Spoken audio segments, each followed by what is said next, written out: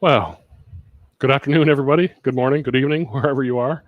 Todd Rains here from Woodturning Tool Store in Allen, Texas, in my shop at 90 degrees, 98 degrees outside, probably 80 or something in here. My mini split is not keeping up, but we're here. I've been away for a few weeks. We had some cleanup in the shop here to do. We took a few days off, and but we're glad to be back. So thank you for signing back up and joining me again. So Jennifer, thanks for joining. Todd, Michael McEwen, good to have you here. Glenn Crandall, good to see you here, our booth buddy sometimes. Larry is here, good to have you here. And Roger from Missouri, good. There's lots of people in the chat here, whether you're on StreamYard or Facebook, or actually I think one of the Facebook destinations is offline. I don't know why, but it could be YouTube as well. A lot of people are joining from YouTube. So Carl, good to have you here, wherever you're joining from. You're in Shiloh, but I mean Illinois, but I mean from StreamYard or YouTube. So that's good to hear. Todd at Glen Cove Woodworks might stop by and do some shopping in SWAT. Love to see you there. Introduce yourself. Let me know how we've met. So over the air like this. So that's great. I've met more people doing these live streams and interactive remote demonstrations over the last few years than I have in many years of wood turning. So it's good. It's virtual. It's not in person, this kind of thing, but it's brought the community together quite a bit on this live stream, Cindy's live stream, everybody else out there that wood turns and live streams and stuff. So it's a great thing. We got a lot of people here. Won't go through them all, but I'll pick out a few. We got James Schubert from Virginia area, Larry from North Carolina. Sorry, I almost said Virginia again. Bob Elliott from Florida, not to be confused with the Bob Elliott from Detroit area. Cindy is on. Good to have you here, Cindy. Thank you for joining. And just going down through, there's quite a few. Bob, good to have you here. Nice to see you again. Our friend Joe is on. Good to have you here, Joe. And let's see. Somebody, Mike from Hartville, Ohio. I'm still scrolling down. I can't believe there's as many people on. Thank you for joining. So, Dennis, good to have you here. Let me get to the bottom here. And see where we're at. So, sorry, my eyes are not quite what they used to be. Barry, I think I'm at the end here. Thank you. Oh, that's Todd. There's Barry there.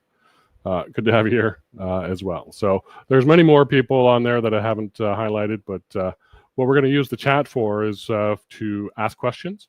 Also comment on things that that you have answers to those questions. Please do that. So today we are looking at chuck maintenance. So we're going to do look at all these chucks, different kinds, Axminster, Vicmarc, One Way, and Nova.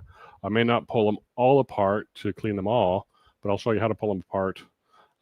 Except for one, I'm going to ask you guys to help me understand how one of these chucks comes apart. So that'll be that'll help me solve a problem. So I appreciate that kind of input as well. So before we get to all of this, I'm going to go through a few more things. First of all, here's how to get a hold of me. So if you need anything after the fact or questions on this live stream or any other live stream or woodturning tools in general, give me a call. Always happy to talk to people. Up in the corner over there is a QR code for my newsletter. Most of you that joined here are probably on my newsletter, but if you're not, please sign up. If you know somebody that should sign up, let them know. That'd be great to hear. So let's keep in touch. And our friend Cindy is on, so I'm going to bring Cindy on stage, and we will chat about a couple of things we're doing together. So Cindy, good to have you here. Thanks for joining. I think you're muted still. Yeah. Go. Hello, everyone. Hello.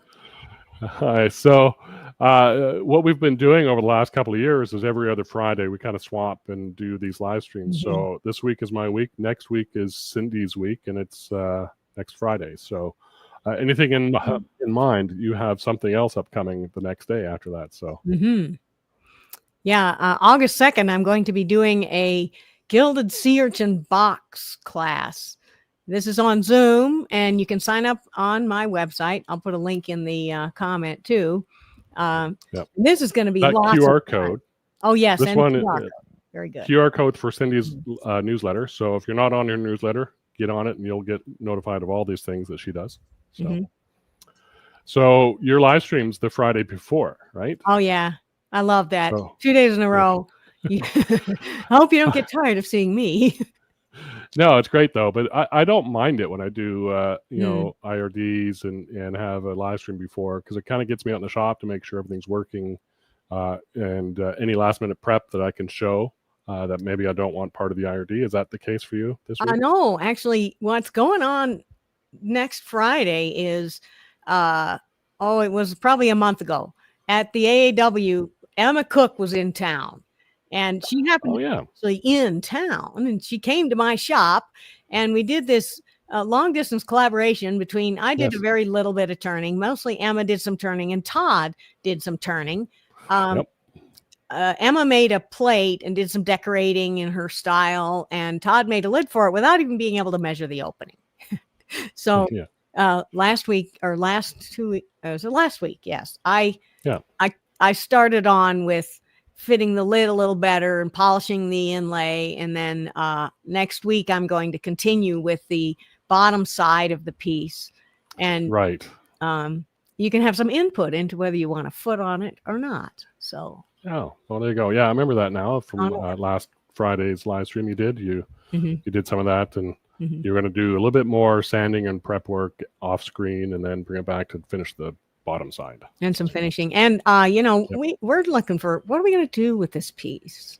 Yes. I think our thought is an auction piece at our vendor showcase in the fall is probably the best place for it. But we'll have to get Emma, maybe get her input, see if she's okay with that. So, and so look for, in our newsletters, look for some notification about that, because this is going to be a fun, cool piece. 3-way collaboration. So sounds good. So be sure to sign up for Cindy's Sea Urchin box demo next Saturday and see her on her live stream on Friday. But after that, we have a sharing session together. And this is a Zoom meeting as well. It's Friday, September 12th at 1 p.m. Central, 12 noon your time, Cindy. So sign up to our newsletters to get that information on the Zoom meeting link. Cindy's newsletter link is there. My newsletter link is over there. So, and you can just find them on our website and go from there. So should be a fun one. These are always great times. Always inspiration and exciting stuff. See what everyone else is doing. Get your problems solved by the community. Find links to some new cool stuff. I always love that part. Yeah, absolutely.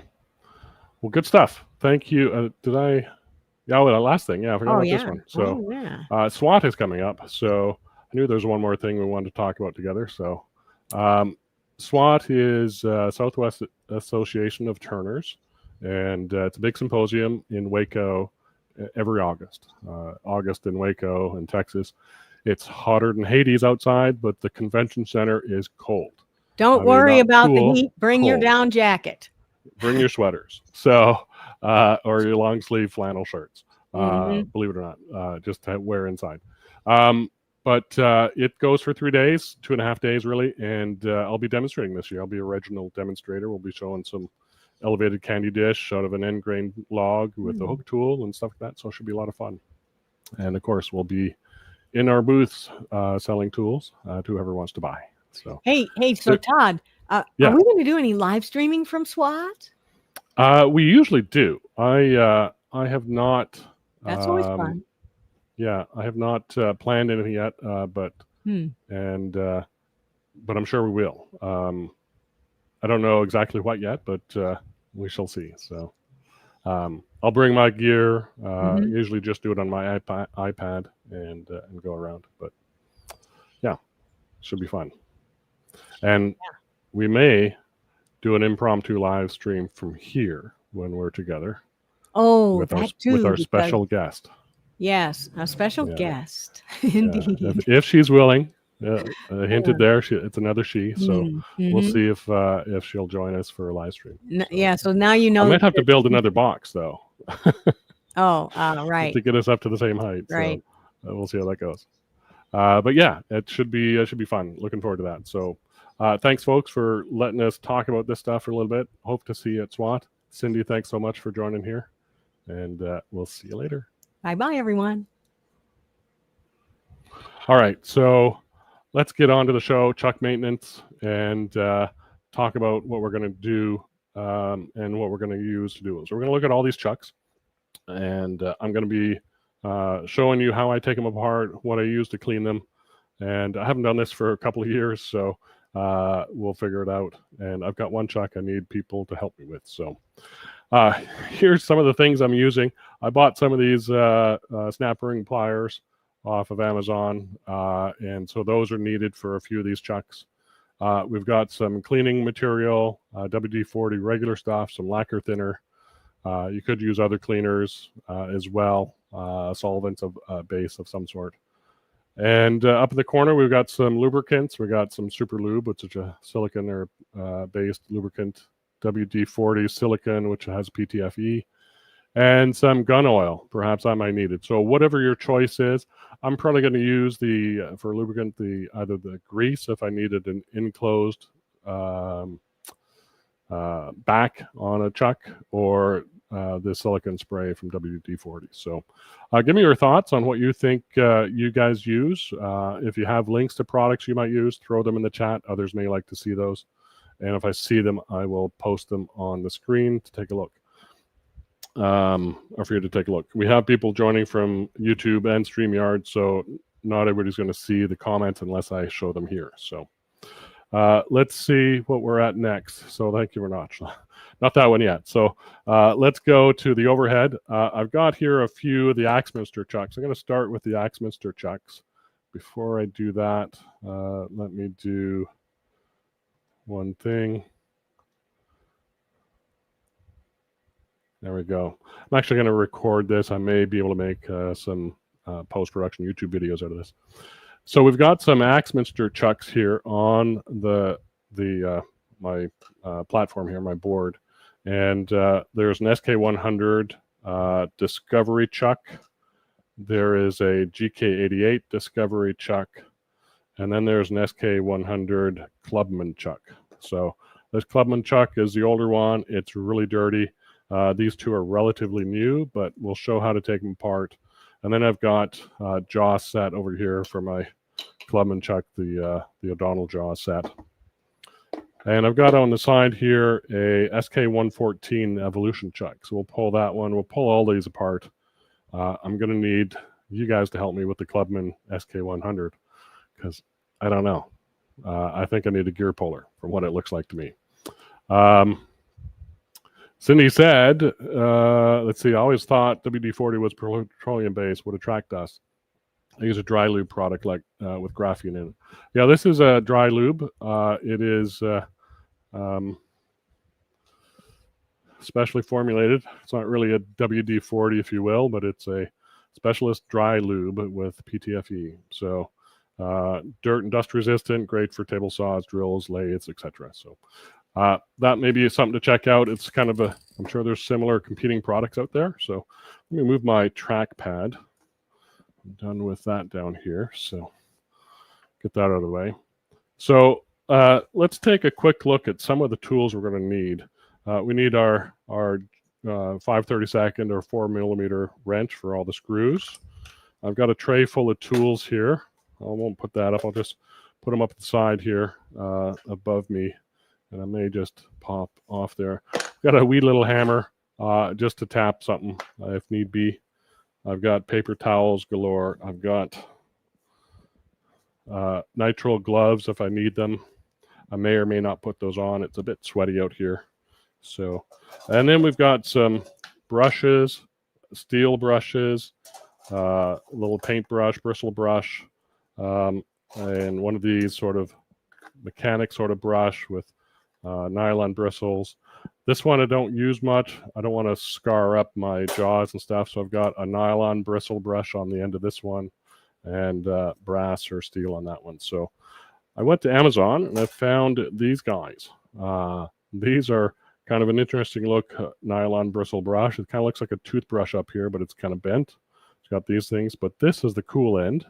How skinny that is, and it's got bristles on the end. So that's going to be great for getting inside the jaws. So I don't have a link for this, but I'm sure you can find it on Amazon. I forget what my wife searched for. Shelly actually found them. So so those are used. So all kinds of brushes for cleaning. I've got some, I don't think I need those, but I had them out. I've got some pick tools. We're going to need those for one of these chucks. And I've got a Tommy bar and a little tool. I'll show you what I use that for in a bit, but it's really just I'm using it as a punch and a utility knife just in case I need it. So those are some of the tools I need. I've got a couple other here that I may use or may need to use, but honestly, I pulled some of this apart already, so hopefully we're okay with what we've got already. So I'm going to pull this one apart first. This is the SK100, and we'll take a look at that. So from the underneath, I can't see anything that I want to show you, but here on the GK88, I want to show you what I can see down there. And if I zoom in a little bit, you can see down there, there's a little screw hole right in the jaw number 4. That is for a small little grub screw or a set screw, if you will, or actually a cap head screw. And that is a safety feature on this chuck to stop you from pulling the jaws all the way off. I removed that myself, and I've done the same thing on this chuck, but you can't see it because the jaws won't allow it, so that I can use the chuck key and take those off without removing the jaws. So I can take the whole slides off. So we'll do that. I'm going to do it on this one. I'll show you why in a minute on that one. That's a square key. So the difference between the SK100 and the GK88, SK square key, GK geared key. So that's basically the main difference. I'm going to do this just so it's hanging off the side of the table here. Maybe widen this out just a little bit. You can kind of see. So jaw number 4, they're labeled here 4, 1, 2, and 3. So 4 will come off first. So we'll take this jaws all the way off. This one isn't that dirty, but I want to show you how these Axminster jaws come apart. So there's number 4. Another bit of work. 3 comes off. 2 and 1. And I'll show you the bottom of jaw number 4. Has that screw hole in it. That's the same thing we saw in the bottom of this guy down in there. So that's jaw number 4 with the hole in it. So that's the one that's going to go in last when you put them in. And when you are able to put the jaw slides in all the way, join them together, you're able to get that screw in there, in or out. So be aware that's the safety feature on the Axminster chucks. It is the same on the Clubman slides that I got. Here is jaw number 4. It's got that screw hole there. I've taken them out I think I have them on my board here. There's a little guy there, and he screws right into there. So that's going to prevent that chuck from coming out. And I'll show you how that action works when we get this thing taken apart. Let's put the jaw slides back over there. Put these guys to the side. So now we've got this chuck. We've got the Discovery chucks have these 4 screws on top that holds this back plate, this part. And then this chuck also has an enclosure on it. So this is a GK 100 chuck with an SK enclosure that makes an SK, changes from a geared chuck to a square chuck. So we're going to take that back, this enclosure off first, and that will get us exposed to the back plate and be able to take the back plate off. So I have, these are Torx wrench bits. I'm not sure what size, but I'll find out here in a second, because I think if I can read that. I can't read that. I can't read it. I don't know what size it is. You have to figure it out yourself. I'll figure it out and post it later. Maybe people know. So let's see. Just checking the chat. Everything looks fine. So this one is too big. I thought I had that one, but it's not that one. It's the next one. If I can read that one. TT10, number 10, I guess, I think. Yes.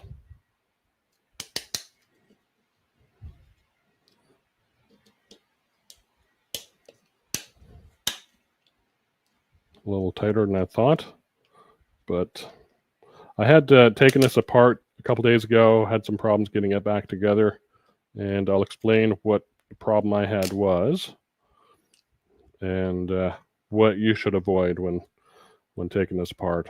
Or if you have a GK100 and you want to convert a GK100 Discovery chuck and you want to convert it to an SK, to a square key, then these are the things and the process you have to go through just in reverse. So I've got a little magnetics parts dish over here. However, these are stainless steel, so they don't really stick to the magnet, but other parts do. So that's important to keep in mind. And move that one out of the way, pull this guy forward a little bit so it's closer. So these, there goes my phone. Let me just turn that down or off.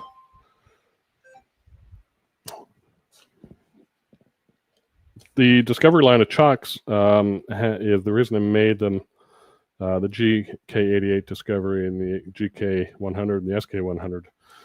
To have that removable back plate, and that basically is your spindle thread adapter, so that you can make this work for any lathe. We do have those in stock for, I've got to do with these guys, do have those in stock for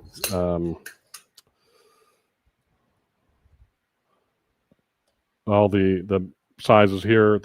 I think we got, don't have them in stock yet, but 3/4 by 16, 1 by 8, 1 1/4 by 8, and M33 by 3.5. So those are the most common ones. I'm just taking out 2 little set screws in here, and those basically hold in these pins that hold in these chucks. So if I turn this upside down, 2 pins, little roll pins of some sort. I don't know what they call them, but they're there, and that allows these guys to come out. So these little bevel gears with a square key adapter, and there's one on either side. Sometimes they don't want to come out on their own, so just kind of stick your key in there, wiggle it in a way to kind of draw that out. So those little grooves capture this pin in the side, and that's what allows that gear to stay in place but still rotate. So those parts go in there. Now we can take this back plate off, this enclosure. It's not the back plate, the enclosure, and that gives us access to the back plate here. So now the scroll ring is here and under there, but if I pull this back plate off with these 4 screws, then that will come out. So this is where I had a tough time with getting these guys off.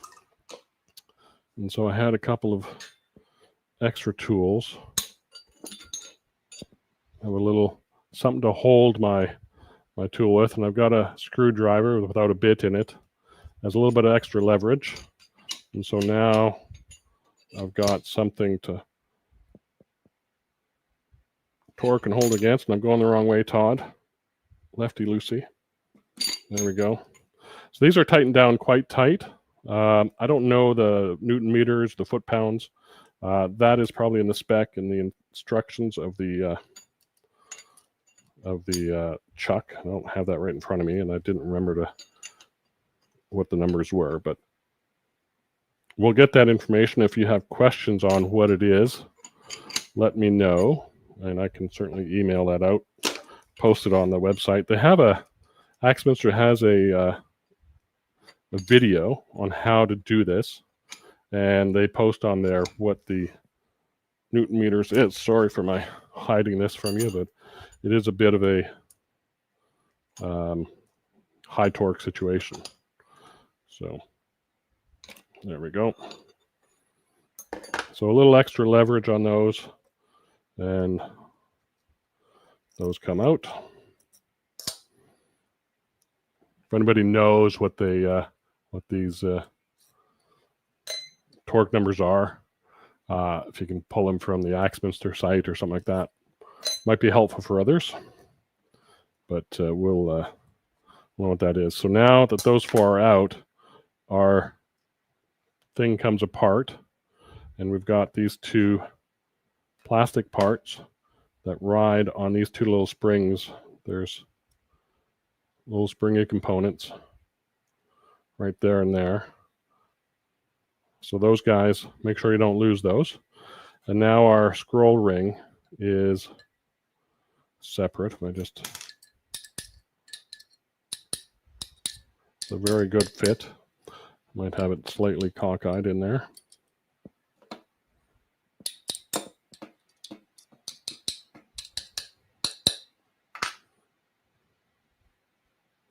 Can't get my fingers in there there it comes. So now we got our scroll ring separate from our basically chuck body, and we've got our back plate that has our threads that have these 2 plastic things in it. So this is the part you can change out and make your lathe any fit, or your chuck fit any size lathe. So this is where we'd go through and we'd clean this out. There's some nice, looks like a little bit of oil down in there. I'm not going to disturb that because it's clean. This side is relatively clean. I haven't used this chuck a whole lot, but that is how it's pulled apart. Now you can use this, use your cleaners as you will, clean it as you want, and then put it back together in the reverse order, which we'll do now. So before I go ahead and put that back together, the GK88 is exactly the same thing, right? It's just uses the geared key to pull off the jaws, and it looks exactly the same, and it operates exactly the same as the 100. So chuck number 4, or sorry, jaw number 4 will come off. I'm just pulling it off with my finger over here. Sorry, I'm not really on camera quite as much. There we go, a little too much. Oops.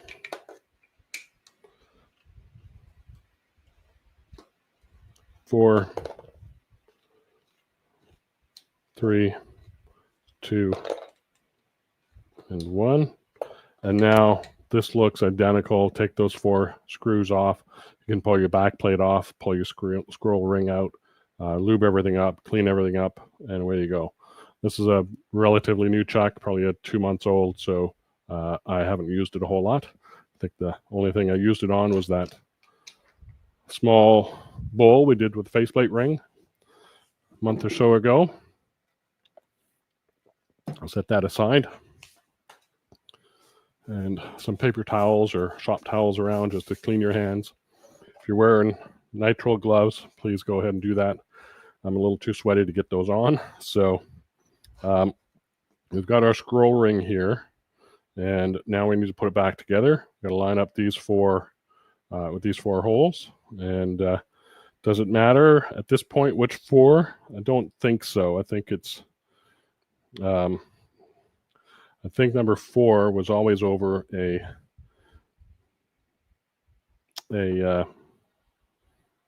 one of the holes for the check key to go into. So that's what I'm going to do. I've got number 4 here. That's going over top of one of those holes. So I've got it there, and now it's kind of wobbly. And if I let's see, will this camera show it? Yeah, this camera's going to show it best. Wobbly, it's kind of sitting on those 2 plastic plunger things. When I push it down, it doesn't wobble. So that just gives it some resistance for the screws to go in, I guess. I'm not 100% sure why. But the designers and engineers, I guess, know at Axminster why. So those will go back in. This is where I kind of screwed up when I put this together a couple days ago, is as I was tightening these down, you go through like a lug nuts on a car. You kind of go one, opposite, and keep going around and around like that. I didn't finish doing that. So I ended up, let me try this one. It's another camera angle. So I didn't end up doing that. I just ended up getting to this point, tightening that one. And we're now down all the way. So I'm going to go back to my original one. And that was quite a bit looser. This one's going to be loose too, a little bit. And then keep going around, cinching a little bit at a time. Because what happened in the end for me, and hopefully it doesn't happen this time, is when I flipped over here, put this back plate on, got these bevel gears in place, things were just out ever so much, and I couldn't get everything locked down. So this is the important step, making sure that this is locked down correctly in the right place and in the right torque. So that torque number is, I don't know what it is. Maybe I could be off the cuff. 12 Newton meters, I think is what it is. So I'm going to just kind of feel it, how tight it was for me to take it off, and do the same thing kind of going on. So this wrench is just kind of hold the body as I torque these over a little bit. So again, I'm going opposite corners first. That moved quite a bit. And go over here. That moved a good 1/8 of an inch or 1/8 of a turn. And same thing there. So now I'll go back and repeat. Again, I get very little movement there. I'm holding out at the handle here, way at the end of the handle, so I got a lot of torque. Let me zoom this out a little bit. Oh, I can't. That's the wrong camera. Let me go back to this one. So I'm holding out at the end of the handle to get the same amount of torque on each one. I think I've got to go here now. That moved a bit more than all the other ones, so we'll have to go around and do the whole thing again until we get the same movement on each one. Not much movement there.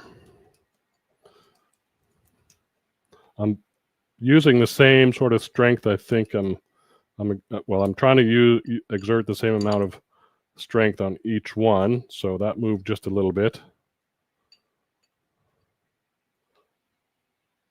That moved just a little bit.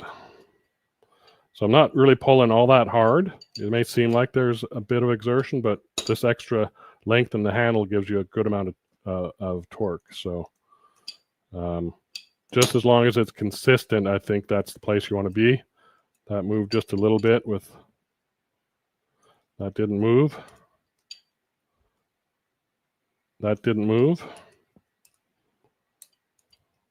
Oops, get in there. And if you have the proper tools, that moved just a little bit. So I'll go back and do one more round on each one. That didn't move. That didn't move. I know this is tedious, but this is, I think, the important part is to get this torqued down evenly so that everything runs true. And that didn't move. So I'm good there. So I'm good with all those connections. Now we flip it over and see how well we did with the enclosure. So I've got to line up these holes with the holes that hold the end of the bevel gear. So these pins are going to go in those holes there and ride in that scroll. So let's make sure the scroll moves. It does.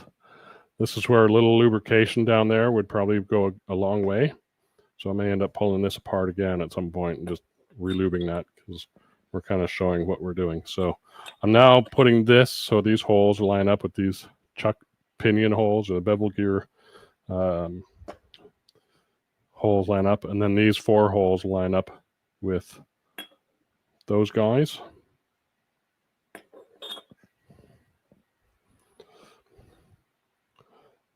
Just kind of look. Let's get our bevel gears. These would be greased up. Since this is an enclosure, I might put grease on these. Won't do that now because I've really got to pull this apart and again one last time to do the greasing underneath. But I didn't think this one really needed it that much. It's operating fairly well. It's relatively new. So those go in. Our roll pins go in. I don't know what they're called, but the pins that allow it to rotate. And these have a sort of a rounded end on one end and a flat end on one end. Rounded end I put down so the flat end gets hit by this guy. I think that's the way I found it. I put that in the wrong hole. I put that in a screw hole. Got to cover this guy up. Pull that out. The bevel gear fell out. Pay attention to where you're putting your parts. That goes in that hole. So I got my rolling pins and the 2 screw holes there. I've got this little set screw to go in there. One to go in there. And these don't have to be torqued down too hard, just tight. They're just holding that roll pin from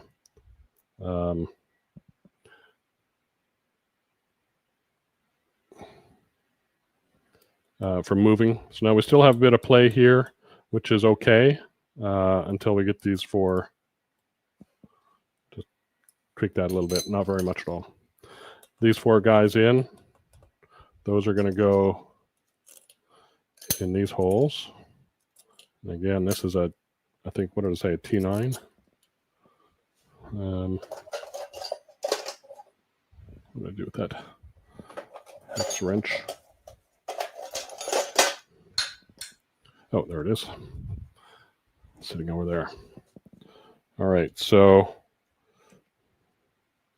there should be very little resistance here in getting these guys tightened up. And right now, I'm feeling resistance, so that means to me I've got these.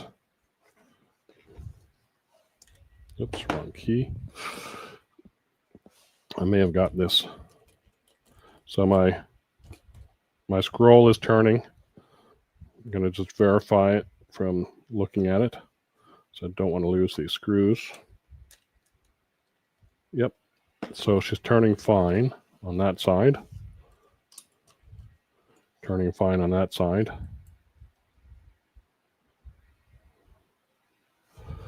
Let's see if we can. That's it. One of the bevel gears was just slightly out of position, and that was preventing these from going in. They're going in smoothly now. Not as smooth as I needed.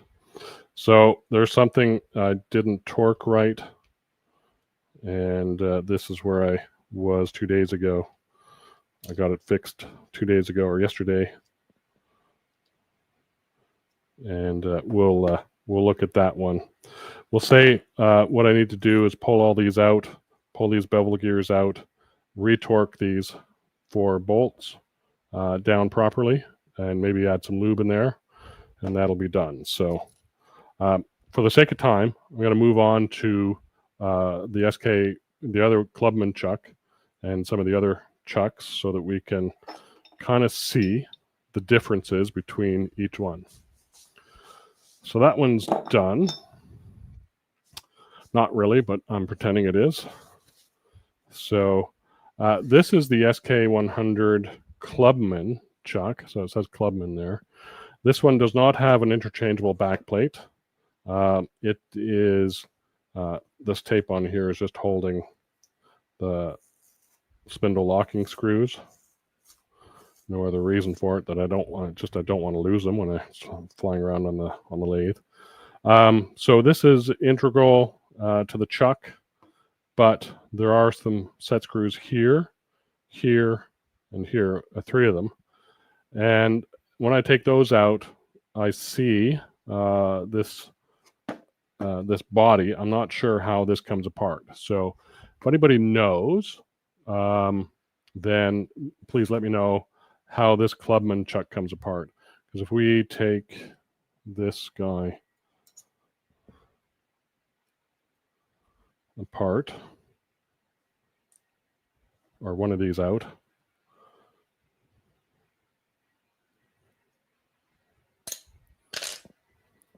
there's really nothing in there but the chuck body down in there. So my guess is maybe I need a gear puller to push on that face and pull this guy up. Because when I take him out, there's nothing that's moving. And maybe I've got enough junk here that it's just not working well. But it is moving freely. It's a bit stiff because I've got a lot of junk down in there. This one really needs cleaning. So if you guys know how this one comes apart, please let me know. So, because I just don't know. I tried looking on what I could find. I don't remember if I have the old Clubman manual. The Clubman series, I don't think are, at least the 100 or in the, they're still available, but I don't think they're making them anymore. They're moving over to the Discovery line. So I've got all 3 of those out, and I am not sure how that comes apart. So seems like there's a gear pulling or some sort of function that has to happen to pull this guy apart. Just not quite sure. So if you know, let me know. Let me take a look at the questions here for a second. Chat, there are a few questions. Yes, you are right, Timothy. I would definitely use a torque wrench with Axminster specifications. Absolutely, and that's what I need to work out is what those are. I mean, I do know what they are, but I don't have them in front of me. And do I lubricate the roll pins and bevel gear slots? Yes, on that enclosed chuck. And we'll look at this one. It's kind of similar to the SK114. We will open this one up and take a look at that as well.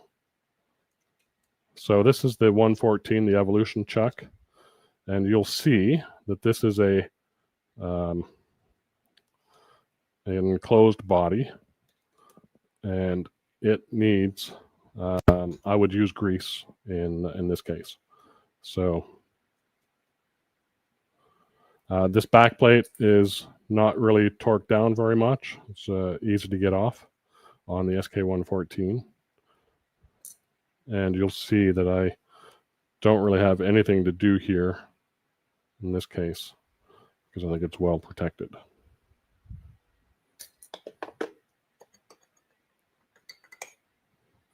So there is a bunch of grease down there in the bevel gears.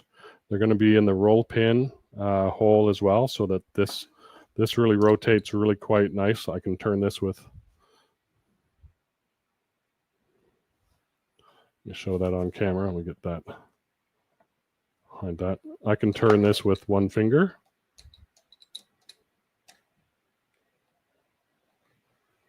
So that's working exceptionally well for me. So I'm okay with that. So the process to go through here would be to remove those roll pins from the side of the bevel gears, pull the bevel gears out, and I'll show this actually on the Vicmarc, and then use your snap pliers to get this guy out. So that out of there. That's the next thing to do. And then the scroll will come out after that. So that's how that works. So you need grease, which we have here. Some oil if you need it. I would probably use grease in here and maybe oil on the top of the exposed parts, or a dry lubricant on the exposed slides. So I don't need to do anything here. No dust, no sawdust gone in there. This is an older chuck. It's probably a good 4 years old now, maybe 3-4 years old. So it's in good nick. I'm not going to do anything with it at this point. The safety jaw mechanism is, I think, the same on these slides as well, using that little screw on the number 4 jaw, like this one. So I get that down to focus. That screw is the same thing on these jaws as well. So one more screw here.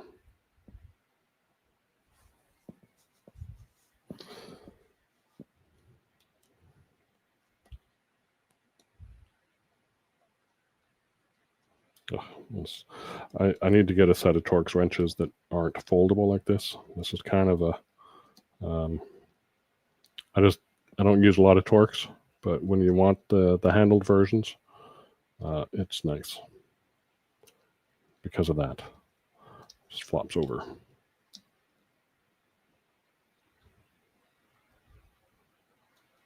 All right.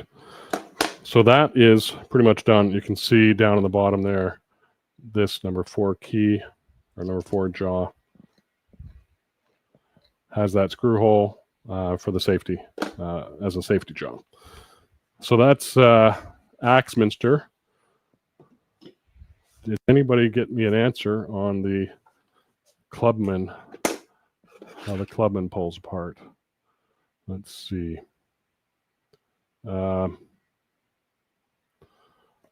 Let's see. Glenn says, I somehow lost 3 backing plate screws from my SK114, and Axminster did a great job sending replacement screws to me. Nice.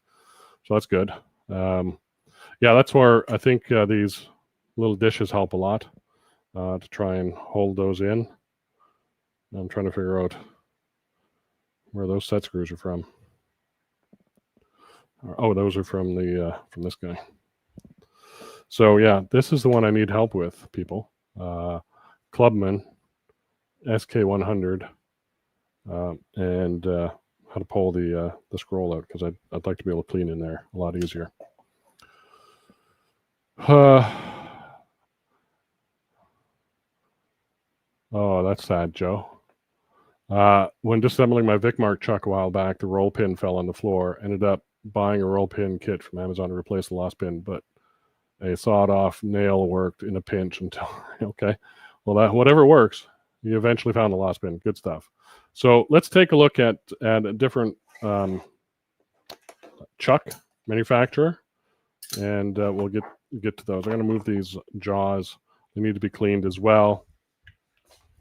I'll maybe pick up on some of the cleaning here in a little bit. We will look at, I really wanted to show you jaw disassembly and what needs to happen. Here's a little Nova. I think it's a G3.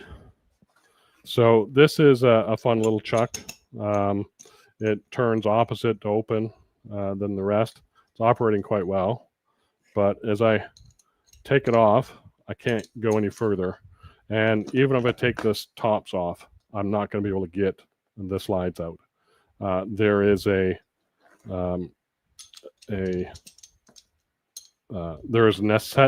it's necessary to pull the scroll out to get the jaws, and the slides, not the jaws, but the slides out of the chuck.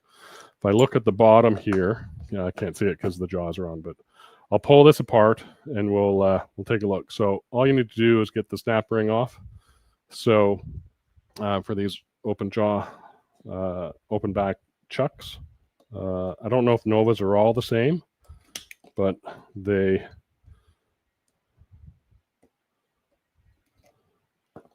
probably are.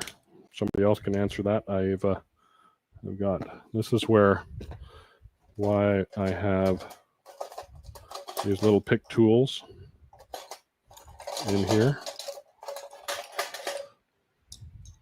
I've got the snap ring out of the slot, I'm pretty sure. I just haven't got it straight. Let's just push it down and we'll get it in one shot here. So snap ring pliers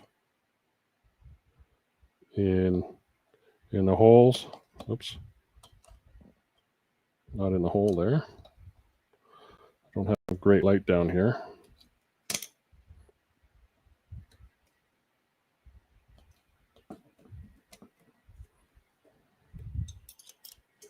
This is where I just need a little bit of leverage on the one side here. Once it gets up this far, I'm holding it with my hand, putting my finger through it so it doesn't fly everywhere. So that's the end of that. And then take that out. And now your jaws come off. And I'll show you why the jaws won't fly off. If you look at, I think it's jaw number 4 especially, yeah. So jaw 4, it's hard to see, but that is jaw 4. You see the bottom of the jaws is very wide here. It's wider than the scroll. So if I put this together and right there, and if I'm unwinding, here's the start of the thread. And I wonder if this might be a better picture. The start of the thread is going to hit that jaw right there. So maybe that one with a bit of zoom. So as it unwinds, that fat front of the jaw is hitting that thread right there. And that's what's preventing this jaw from ever coming out, or the slide from ever coming out. So that's why you need to disassemble the whole chuck to get the slides off. So now it's off. Let's go ahead and clean this guy up. So this is one we'll clean. It's small enough and shouldn't take too long. Put that in the thing. Set the jaws aside. Get my tools a little bit out of the way. First thing I want to do is use air compressor. Pneumatic air. Blow all the dust out.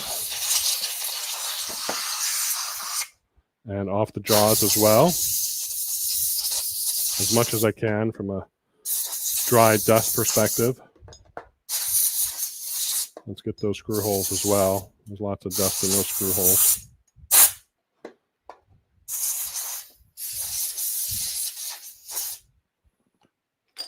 And then we can use maybe a little protective tray. And I've got some lacquer thinner. We'll try the WD-40. We'll see the difference. So WD-40 on maybe this half. Oops.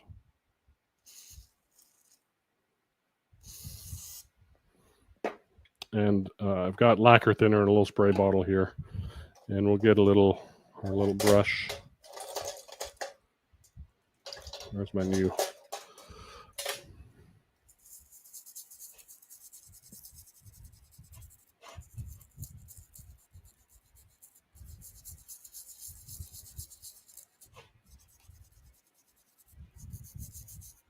Seems to be doing okay. It's cleaning up nicely. It's getting a little shiny there. I do have some, I think, overspray of paint or some finish or something. So this is where lacquer is going to come in a little bit nicer. And it's going to take that paint off. See that orange overspray paint? or that finish that maybe I sprayed on there, that's going to come off with the lacquer. That's not going to, WD-40 is not going to get the finish off. So if you have overspray from lacquer spraying or some acrylic sprays or any kind of paints, that kind of stuff, you'll have better luck with a lacquer or a solvent of something like that. So let's see if we can get this this guy cleaned up. Almost looks like a bit of corrosion there. Feels like a bit of corrosion, but there's that orange spot gone. There we go. So let's go ahead and spray down in the trenches. And this is where this end of the guy really works well. I can get him in there, rub him along in there, and maybe I'll even spray that brush with a bit of lacquer thinner.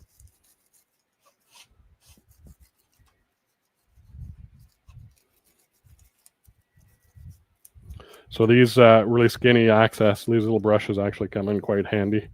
I'm thankful my wife found these on Amazon. So if we're able to find the link to that one, we will share it.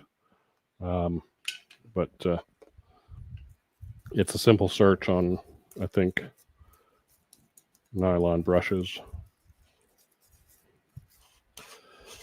Want to use nylon in here. I didn't want to use anything sort of abrasive like a steel or brass or whatever.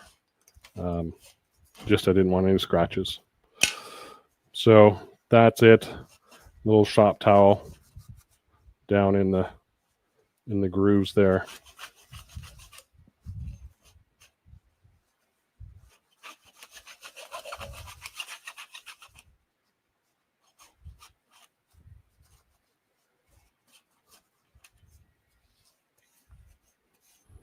Down on the bottom here where the scroll rides, I kind of want to clean that up down in there. So if I can get my brush down in there. Looks like it's getting in at least in the corner area. May have to use another tool, a shop towel and fingers to get down in there. So I'll spray a bit of lacquer down in there just to get any finish out of that backside that might be in there on the inside plate. I painted this orange here just for identity. I was at a sort of a, not a symposium, but a large class that's actually the Trinity River Woodturners retreat, and I had to make sure that I identified my chuck because there's many like it there. So, and I've also engraved my name on the outside of it too, right about there. It's hard to see, but if you're doing that kind of mode where you're kind of sharing tools, I don't mind sharing tools as long as I get them back. That's the key. So, all right. Well, we got some. Chuck has a comment. Brush cleaner works well to soften just about anything. I recently soaked a crusty Vicmarc 150 overnight in a quart of it with good results. Yeah, and Mike Nish has a good video. I watched a couple of videos on this past week. He has a good video on pulling apart of Vicmarc, and he used carb cleaner, big gallon jug of it, to soak his parts in. That would work as well for sure. And this rag is kind of getting quite soaked in lacquer, so I'm just going to spray a bit of lacquer into that cloth and rub the outside because there's some overspray finish on the body. Get most of that off.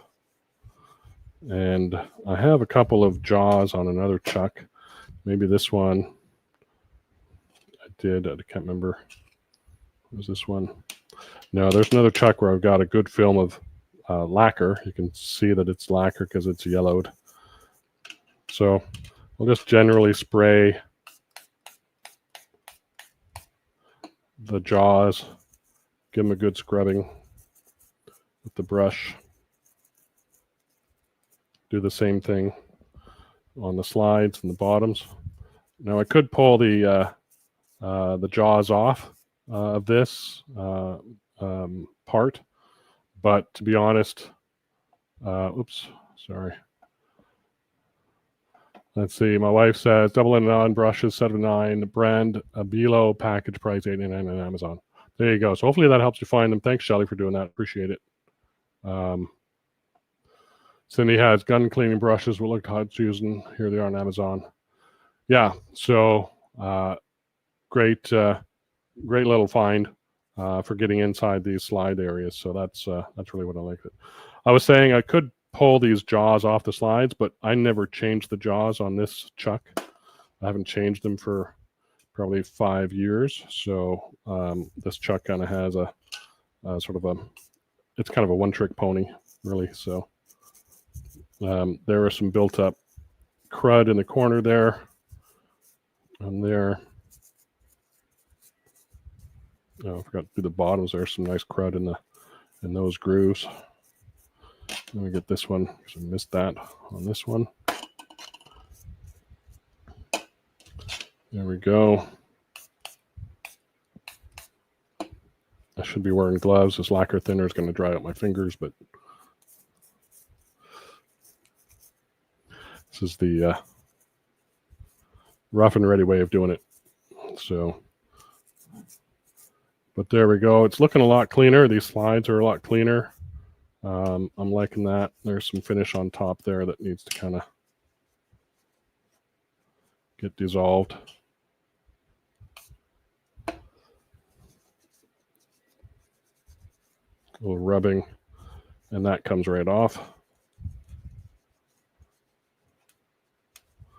little bit more on that side.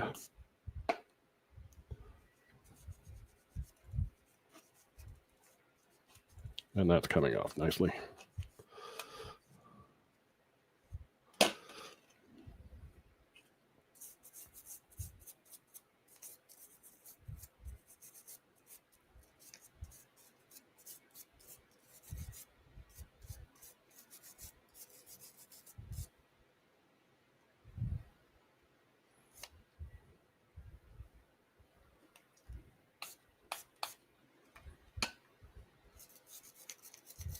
I really want to get crud out of the inside. This is a bird's beak type of jaw, which means it's not dovetailed on the inside. It's just straight, but it has this little ridge.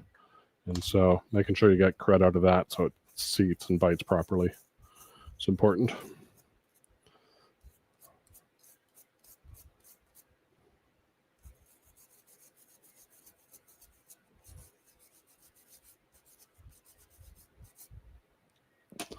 There we go. Okay, let's grab a shop towel and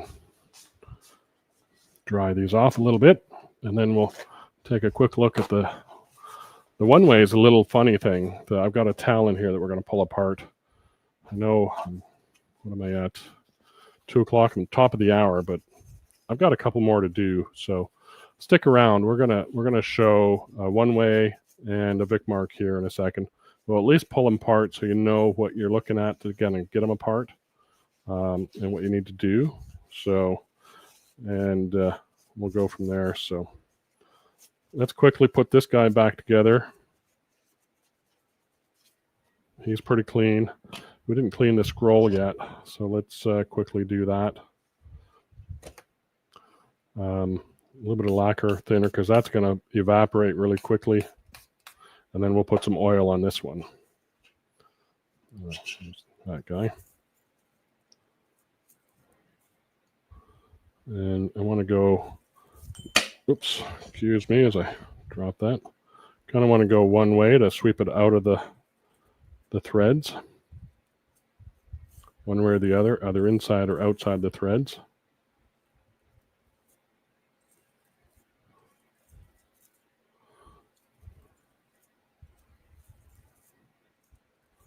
I've got an exit on this side, so that's looking pretty good. I've got a little bit of debris just in there. Let's wipe that out. Look at the top side. All the teeth looking good, Nick. They're not busted. I don't have any chips, so that should work just fine. Clean off this surface. That's the bearing surface. And down in there is the bearing surface. So we're good there. So that is going to go that way. So those guys need a bit of oil. Needs a bit of oil down in there. So let's do that. I'm going to use oil because this is a sort of exposed, actually, no, not oil. I mean dry lube. It's an exposed sort of surface.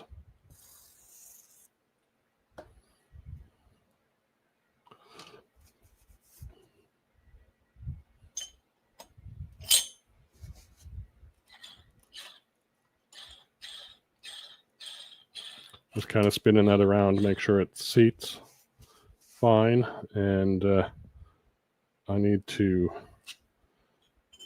before I do that, I'll do that in a second. I need to put these back in, so I need to find I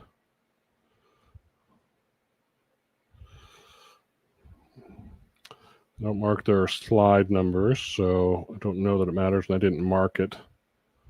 So we will put these back in order, but not necessarily in the same position. So 2. So we'll go 2, 3, 1, 4. Don't go in that order, but that's the way I put it. 1, 2, 3, and 4. So when I get those all to the center and in a circle, you could use tape to hold that. I'm just going to hold it with my hand and put that back in there until it engages.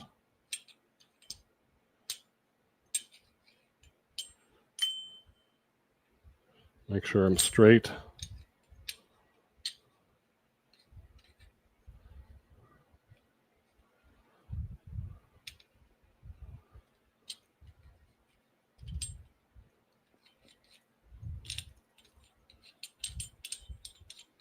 This is the funky thing about Novas. Trying to get them back together is a little funky. That's off, so that is wrong. So let's squish those jaws till they're a circle.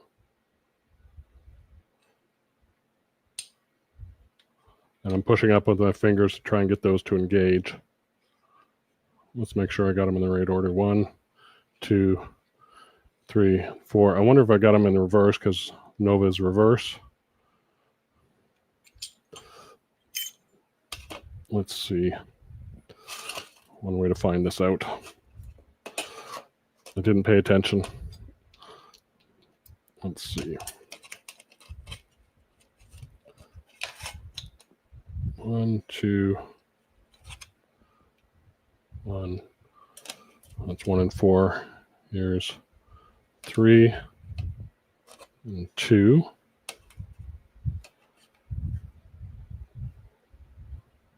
Small. So I think maybe in the other order. 1, 2.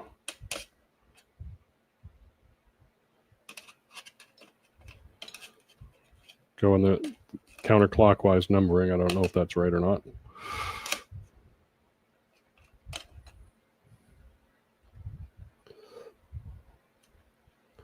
I did this the other day and I got lucky, I guess, in the way they went together.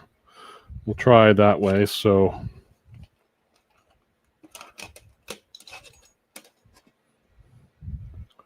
this is 3, this is 2, so we'll put them in the other way around.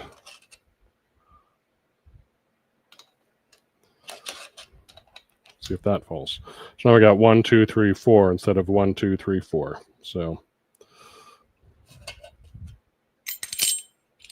yep, that works. That's it. So they are counterclockwise in their numbering and revolution. So now we got that together. Let's get that snap ring back on. That's the only thing left here to do, besides spraying the bottom where the chuck key is with a little bit of lubricant.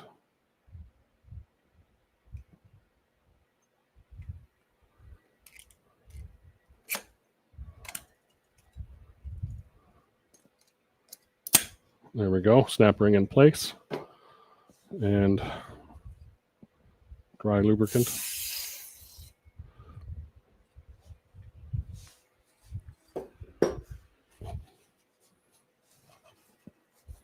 A little overspray cleanup. So that carrier will dissolve and we'll be left with PTFE coating, and that's operating nicely. So that is the Nova.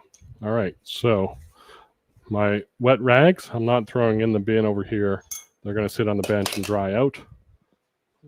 So until they're dry. The one way is kind of similar to the Nova, but there's a couple of things. So first of all, its safety mechanism is a little bit different. If I try and take this all the way out, I have to move this tray for a second. I try and take these jaws until they're all the way off. This is a little one-way Talon chuck, by the way.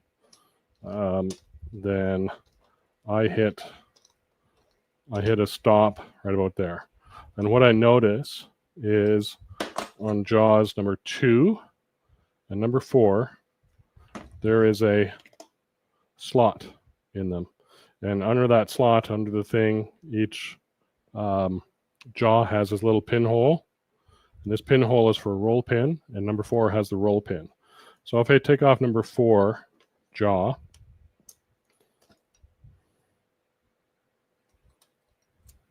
I don't really even need to take it all the way off. Now I can pull those jaws off because this is free to move. So this is number 4. That'll be the first one. And this one goes 1, 2, 3, 4, counterclockwise again. Maybe I had it wrong on the other ones. In terms of counterclockwise or clockwise, they count. I'm not sure. So there we go. So we can move this this jaw number, this slide number, where'd it go? This one. No, yeah, this one. This one has, no, this one. Sorry about that. This one has the roll pin sticking out of it. So there's the roll pin right there. And if I zoom in a little bit more, what we can do is we can actually put that on a slide that has on this side that has the lower or the shorter length of slot. It was on this long slot, so this could go out that far. So see the exposure here on the jaw. Or you could have it on this side where it's in the slot with the shorter thing, and it's much less exposed often. So you have options in terms of how much slide you have based on this long slot, this short slot. So something to keep in mind of which one you want to pull out. So, or take off the jaw slide. The jaw slides are the same on all of these. So that's the safety mechanism, is that roll pin in there. So taking this guy out, it doesn't have a traditional snap pin, right? So it has a snap ring that is not, by the way, I've taken out the adapter, the taper thread adapter. You need to take that out in order to get this pin and the scroll up this shaft. So this is a contraption like no other. I don't know. This is a non-hold snap ring. So I need to dig under one side. One side has a little bit of relief on it to get a grasp of it. Well, it's hard to see when I'm down here digging with it, but if I can get this one underneath, there may be better tools for this. I'm just not, don't have every tool in the world, so I use what I've got, and this is what I've got. And if I can get there, I've got one part under it. I use the other pick tool and work my way around. It's a bit of a pain in the ass, this thing, but It's just the way it goes with some chucks. Get around.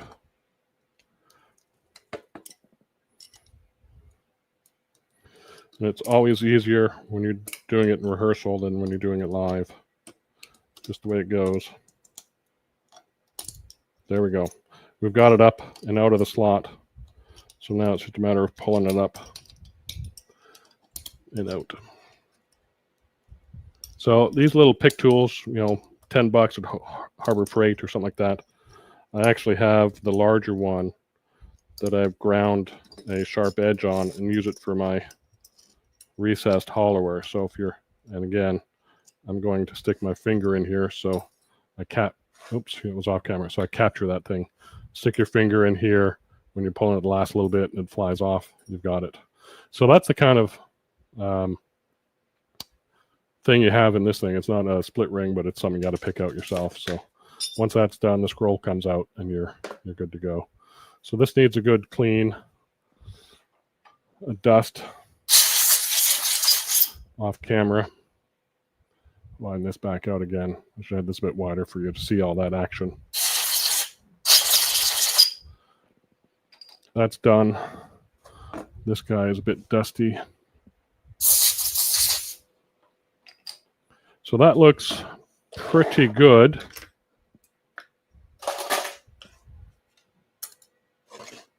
Get my part spray back up here. We'll spray this down. A bit of lacquer thinner just to clean up those guys.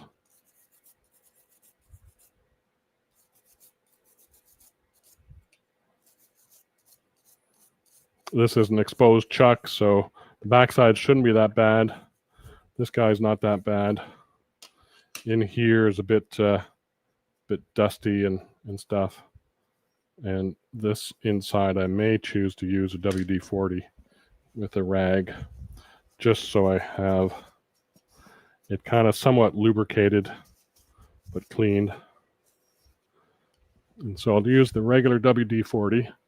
This is actually a low odor version of it. I'm going to back all the holes here with my cloth.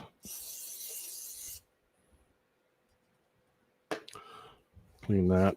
And then use that to kind of just clean the inside. Clean around the inside of the turning as well, the part. I'll clean the taper area. That's rather gunky. So that'll help that fit together a bit better. And then find a drier bit, and that's already looking much better.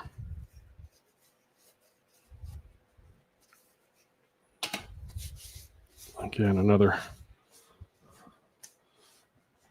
paper towel or two.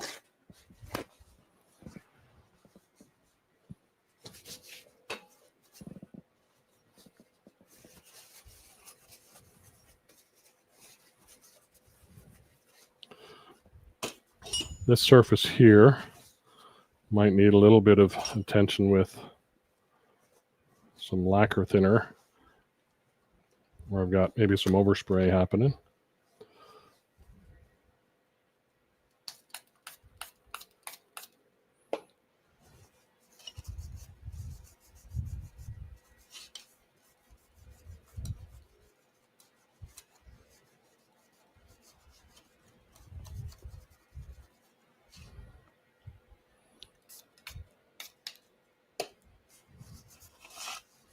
That's cleaning up that overspray nicely. A little brush action in those grooves.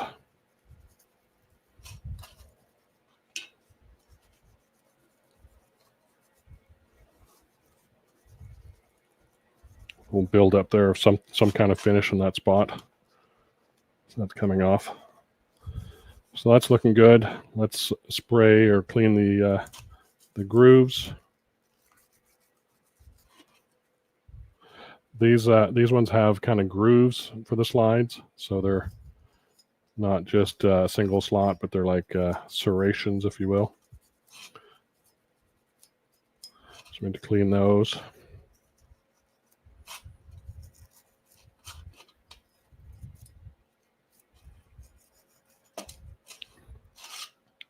So those two cleaned. We'll clean these guys. These jaws don't change too often on this Talon chuck, so I'm not going to be too worried about taking the slides off and cleaning everything again. Sometimes there's chucks that you change jaws often on, and sometimes there's not. So all depends how you work. So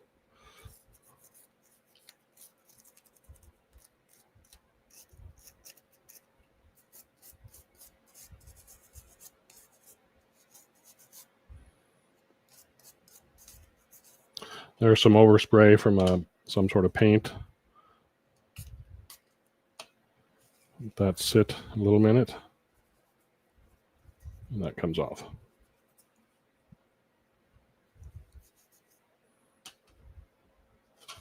There's some there. Oops. And clean that off. These two guys in here.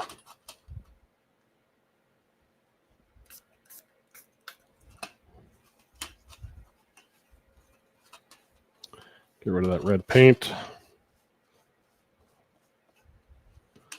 Clean these slides.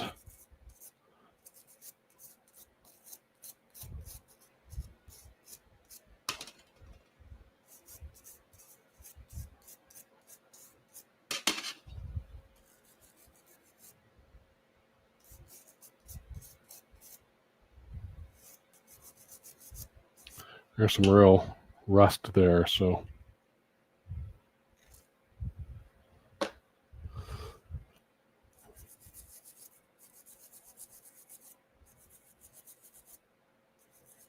see if that WD-40 kind of gets that off a little bit.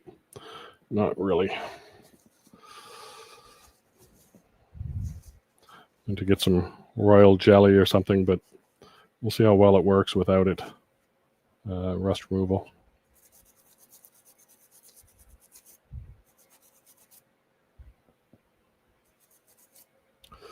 All right. So I've got a little bit of buildup there of some sap or some paint or something.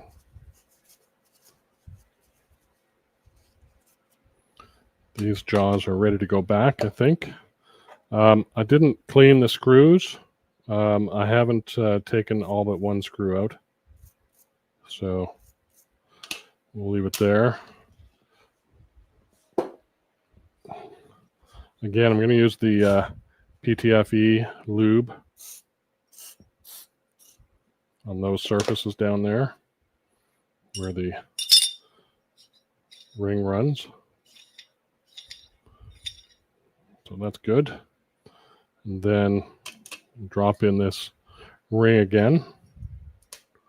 And it's just kind of forced over.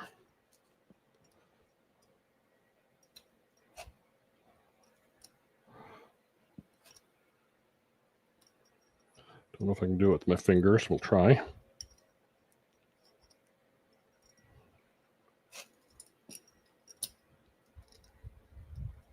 To kind of walk it around, I think. There it goes. And push it down into the bottom.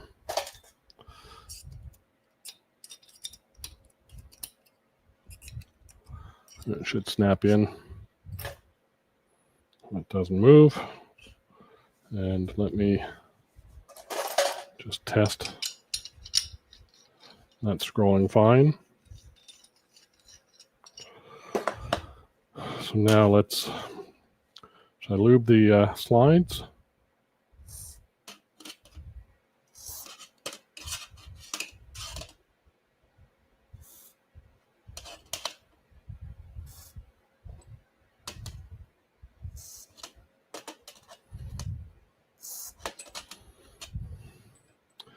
I'm lubing the sides of the slides. What I need to do is to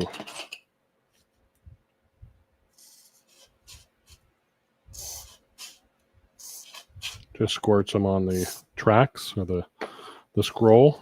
Scroll is basically a horizontal screw, if you will. And we've got one here, so let's get one. That's not one, that's two. Three, this must be one. And we've got to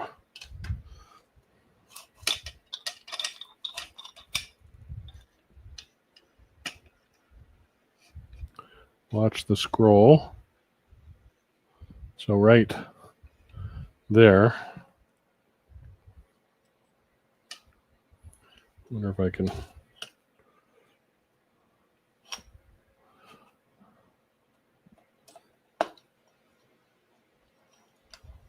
there. So if we look right in here, see that thread coming through? That's where you want to be. And then put in number one jaw. This is the trick of getting these guys lined up. They're serrated, so they're kind of, so that is now locked in. We look for the thread coming around to number two. Might have already come. I went too far. Yeah, there it is there. You can see it in there. So that's number two. It's going to be this guy. So back him off a little bit. Slide that in. Number two is engaged. Come around to number three. There it is there.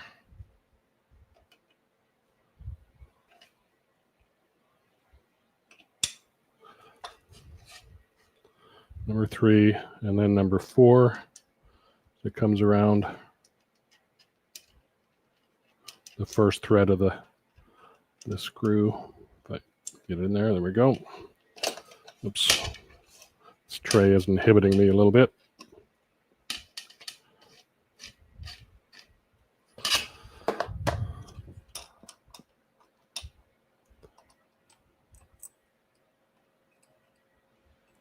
I can just keep that loosely on. I can still take and fit that jaw over. That little pin goes, if I don't tighten it all the way, I can get it till it will fall down into that slot and then tighten it up.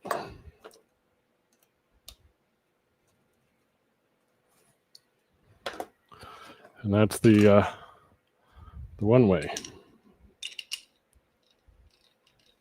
Nice action. It's just finger action here. So that's nice and smooth. So that's good to go. All right, last one.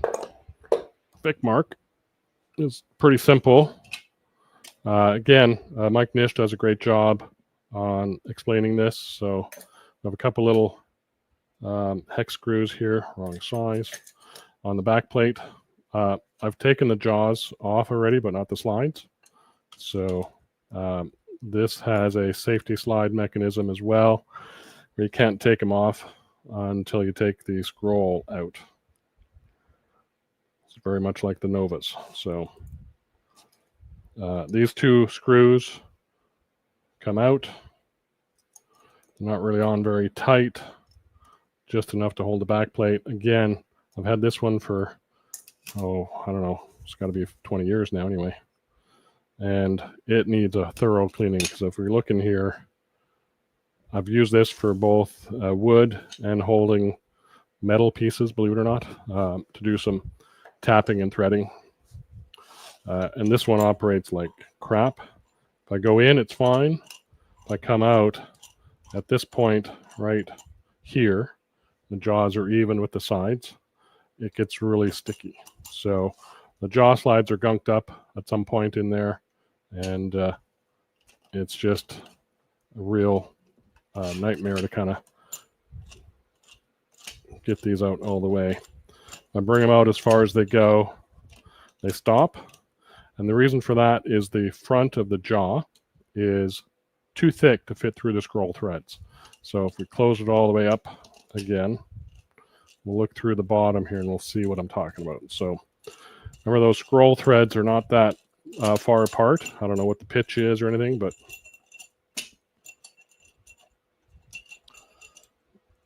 flip it over. And if we, well, there goes one of the roll pins. That's the other one. So as I flipped it over, these pins came out to hold these, that hold these guys. We'll take those out in a second. But if we look down at the bottom here, you can see, if I tilt it up maybe, and maybe get some different light on, different camera angle. Maybe this one? That might be better. Maybe not.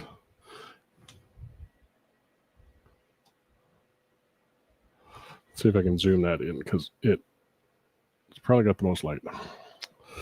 Let's see. Down there, you can see, if you can't, maybe you can't, but this jaw slide at the top, that portion of it is too thick to fit through the scroll. So if it's too thick to fit through the scroll, it's very much like the Nova in that it won't come out until you take the scroll out. So let's do that quickly. I won't clean this whole thing on air, but I'll show you how it comes apart. So we got this part out. We've got these two roll pins out. As we flipped it over, those fell out of those slots. Those are kind of greased up a little bit. There's some grease on that. This is old grease that's kind of dried. So this will need a thorough cleaning. Getting these guys out are a little stuck. So I happen to have this little pry bar. I don't know what from, but something. And I think if I wiggle them as I turn them, they kind of give some pressure on there. This is how badly lubed this guy is. He needs a thorough cleaning.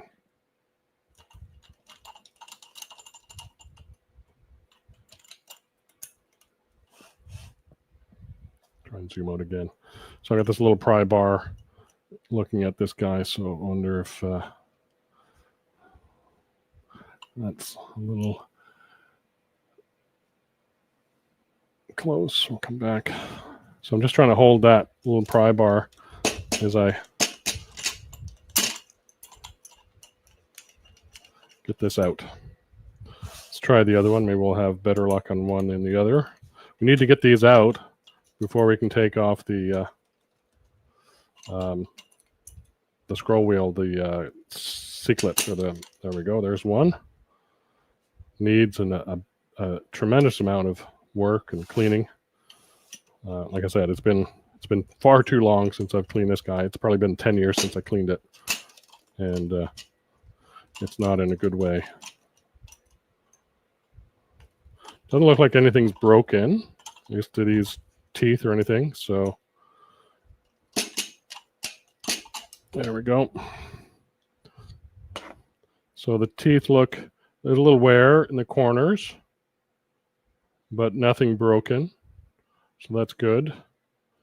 Nothing broken on this one either. Good stuff. And then now we've got this big snap ring to come off. This adapter is smaller than this inner part, so we should be able to get this off without removing anything else.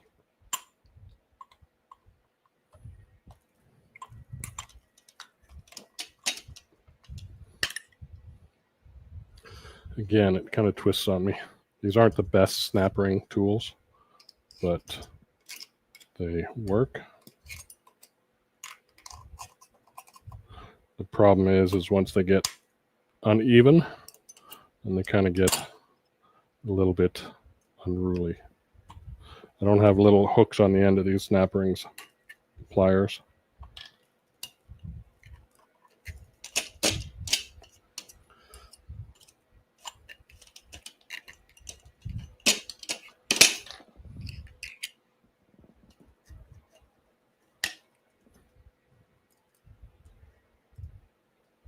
Probably need a bigger set of snap ring tools for this size of ring, but, and again, hold it before you take it off. Otherwise, it's going to fly everywhere. So that should be now free to come out. We flip it over. The slides are able to be removed.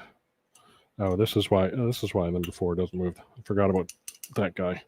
I did that earlier today too.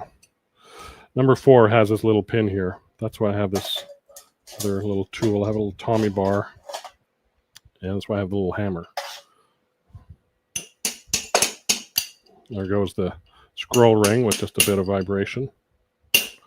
That's the safety feature on the on these jaws. There's 1, 2.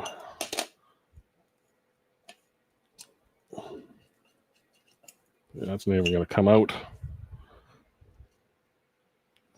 I might have nicked. There's the scroll ring out. So that needs a thorough cleaning. That body needs a thorough cleaning. And jaw number 3 and 4 need a good cleaning. This jaw number 4, that little pin, jaw number 4 has a little slot cut in it halfway through the threads. So if I put that there, there's that slot in that thing, and that roll pin acts as a stop. It's not like the Novus. I apologize. I thought it was for some reason. I think it's a working with so many different chucks.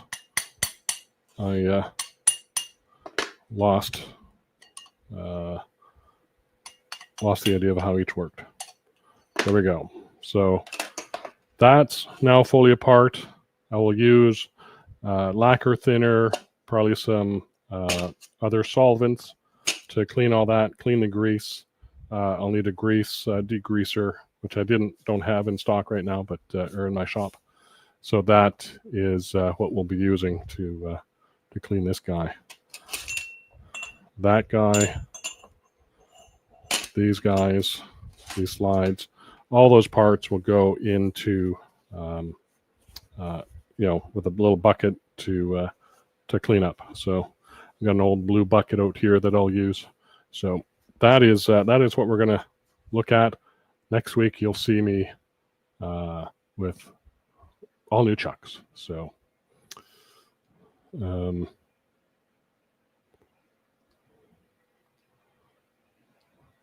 that has been a whirlwind of work and information. So sorry, let me just go through the chat here to make sure, see what I've missed. I think we saw this one before. Brake cleaner. We didn't. Brake cleaner from automotive store department is good. Yeah, I've heard that too, so I may go over to AutoZone and pick some up. Grease on the jaw screws. No, I don't know that it put grease on the jaw screws. So I've got the jaws for these guys over here. So here's in the way. Here's the jaw screws for the Vicmarc here, and they're relatively clean. And I don't think I'd grease them. If anything, I'd clean them and put them back in. I might even put a spray coat of lacquer on them just to have them bite and not slip. You could use an anti-seize or a very light thread lock, like not a permanent one, but a light thread lock. That's, I probably wouldn't put anything on them. If anything, just a light coat of lacquer, more as a very light glue than anything. And I might not even do that until I have them all cinched down to the jaws, and then spray the tops with lacquer just to seal them in there. But otherwise, I wouldn't. That's not my thing. I wouldn't grease those myself. One Way recommends using copper. Not sure. Copper brush, maybe. Scott, Spray Lube was this specialist dry. There it is overhead. Dry lube. It's a WD-40 brand, but any other brand that has PTFE or a silicone spray would work. Generally, grease collects dirt. Yes, it does. I wouldn't use grease in the back of an open chuck, but any closed chuck like this that has this cover plate or something on it, it definitely is okay to use grease. This one, my SK114, and mine closed SK100 once I get that torquing setting correct on those backplate screws. That would work. And grease can get on your project if you use too much. Yeah, if you inside a closed chuck it shouldn't be a problem, but again in a open chuck. Cindy, I think dry lube is a better choice. Grease might attract dust and get gummed up. Yeah. True. What is Chuck says? Always take new jaw sliders and jaws to the grinder to soften the outer corners and edges a bit. Yeah, so that is doing basically on your jaws, these corners. I think Chuck is talking about, and on the slides. Yeah, so this is the inner side. These are very sharp. Oops, sorry, off here. These slides are very sharp, so rounding these corners off, not a bad idea, because when they stick out outside the chuck, they are a finger or knuckle buster. So good tips there, Chuck. Thanks. Would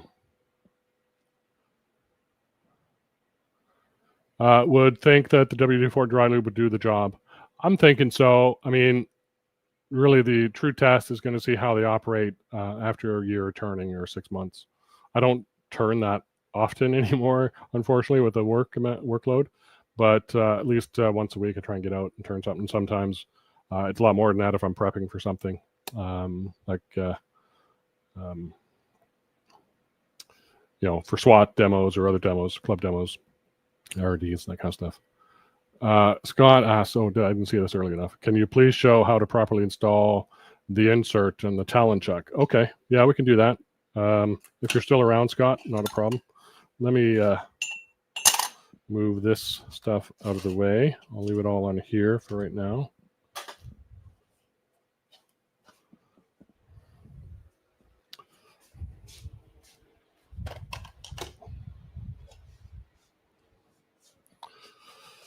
So here's the Talon chuck. Oh, what am I saying? I know, really, I thought he had all the tools in the world too. Yeah, I know. That was based on Cindy's comment. Let's see. I got to go back a little bit here.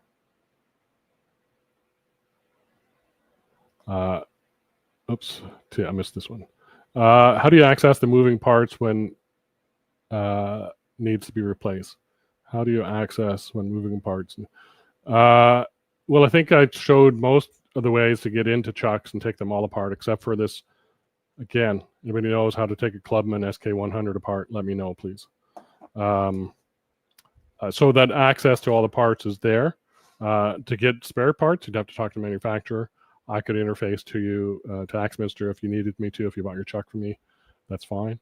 Derek, I have found the Vicmarc has the most jaw travel of any chuck. Yeah, probably close. I agree. So Derek knows that too. Okay, let me get to this question.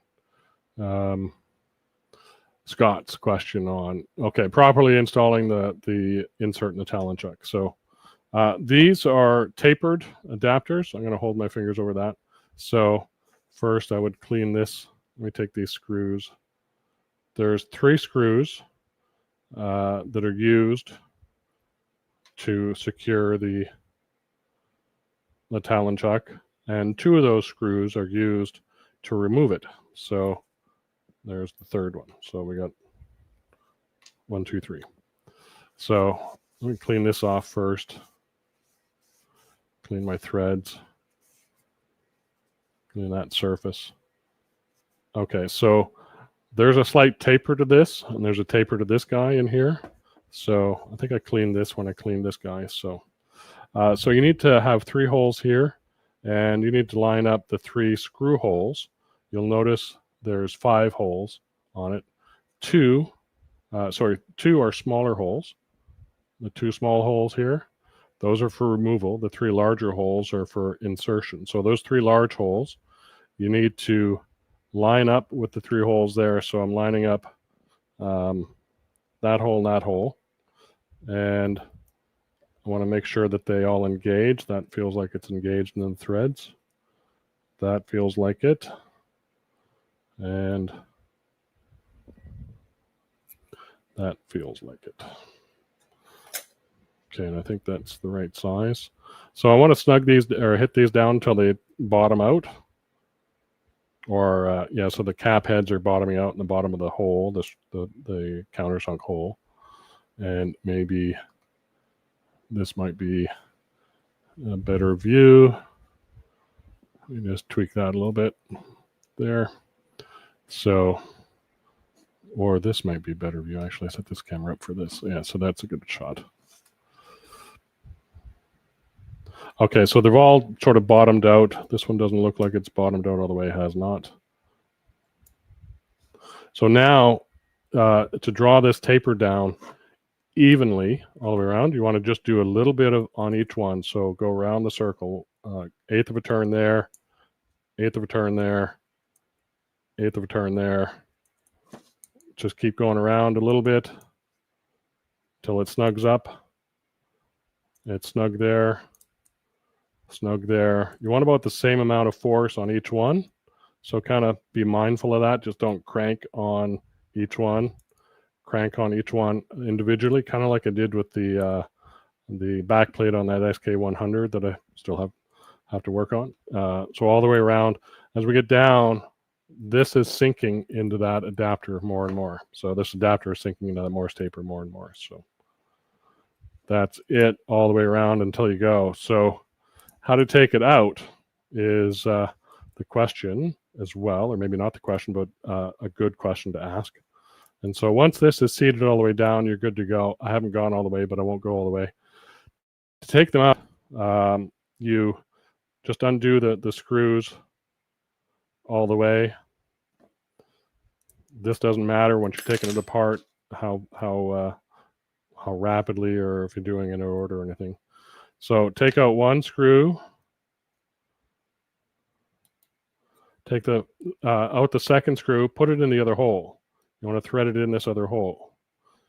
So it takes 3 screws to lock it in, 2 screws to take it out. So what the other 2 holes are doing, I'll get the other one in there. So in these other 2 holes that I mentioned, of the 5 holes, these are the 2 other ones. These are demounting holes versus mounting holes. So those get screwed down till they bottom out. And what they're doing is they're bottoming out on top of that plate. So now do a little bit here, a little bit here, undoing them, not tightening, or tightening them, but you're basically lifting the taper out of the taper. So once it becomes very easy, this pops out. So you can see those screws acting as jack screws on this face here. So that's how it goes in and out. So that's your little bit of how the one-way taper adapter works. Good question, Scott. All right, I think I'm just about done. So any last comments or questions? Let me, oops, I got to move my mouse to the bottom. So there's Scott. Thanks very much. Appreciate it. Appreciate you joining. Oops, went away.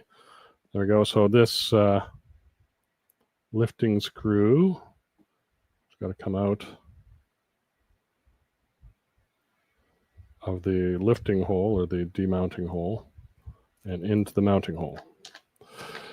So that's it. Yeah. Thanks very much, all. I think that we have, I missed that, come to the end. So thanks very much, Michael. Appreciate it. Have a good weekend. Everybody, enjoy your weekend. Stay cool. I've got the fan on me, but I'm sweating here in my shop. I need some more. I think my winter project is to re-insulate. I think all my insulation has fallen in my walls. So that's it for me today. Everybody have a great weekend. Get out in your shop and turn something. Be kind and We'll see you next time. Bye, y'all.